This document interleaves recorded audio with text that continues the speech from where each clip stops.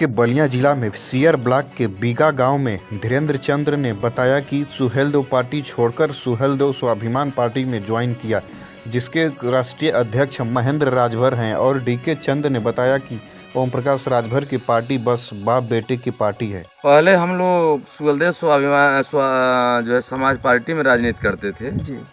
अब हम लोग सुहेलदेव स्वाभिमान पार्टी बनाए हैं, जिसके राष्ट्रीय अध्यक्ष माननीय महेंद्र राजभर जी हैं जी।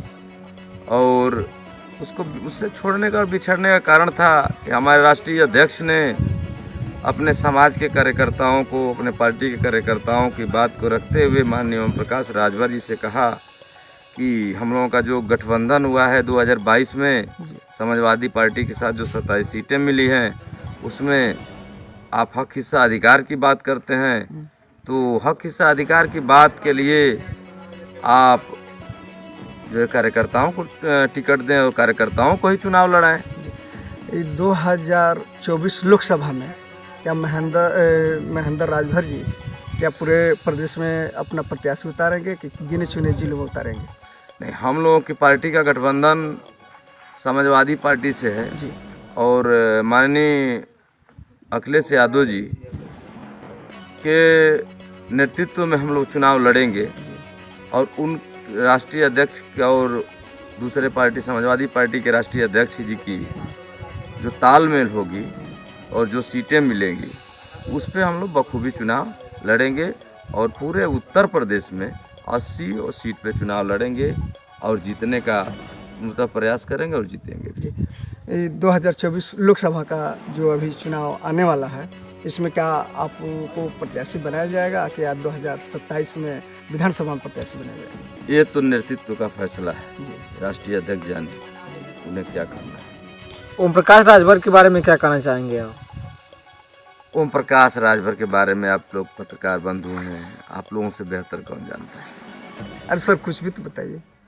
आप मान रहे उनके साथ आप रह करके कदमों से कदम मिला करके चले हैं, राजनीति किए हैं, तो आखिर में उनसे बिछड़ने का क्या कारण रहा कि जो उनकी दल पार्टी को छोड़ करके आप महेंद्र राजभर के साथ आपने कदम से कदम मिला करके चलने का काम कर रहे हैं? 2014 से 2022 तक का जो साथ की राजनीति रही ओम प्रकाश राजभर जी की, उसमें मैंने ये अनुभव किया कि इस धरती पर अगर कोई अपने समाज को बेचने और धोखा देने का काम करने वाला कोई व्यक्ति है, तो इसकी उपमा माननीय ओम प्रकाश राजभर जी को दिया जाना चाहिए। वो तो कहते हैं कि जितने दल पार्टी है उसका जितना खर्चा है तो उतना हमारा समाज दारू पी करके ख़त्म कर देता है। अब उनके समाज के लोग दारू पीते हैं जी, ये उनको बखूबी अनुभव है। ये भी कहते हैं कि हमारा जिस दिन हम सरकार में आएंगे तो 8 पास राजभरों को हम पुलिस की नौकरी देंगे, SPDM बनाएंगे। ये कहाँ तक सत्य है सर? जब वो विकलांग मंत्री थे तो शकुंतला विश्वविद्यालय में और विकलांग विभाग में 25,000 वैकेंसियाँ थी जो इनकी कलम से हुई। 25,000 वैकेंसियों में किसी राजभर बेटे को और किसी मतलब SC ST के बेटे को अगर ये नौकरी दिए हो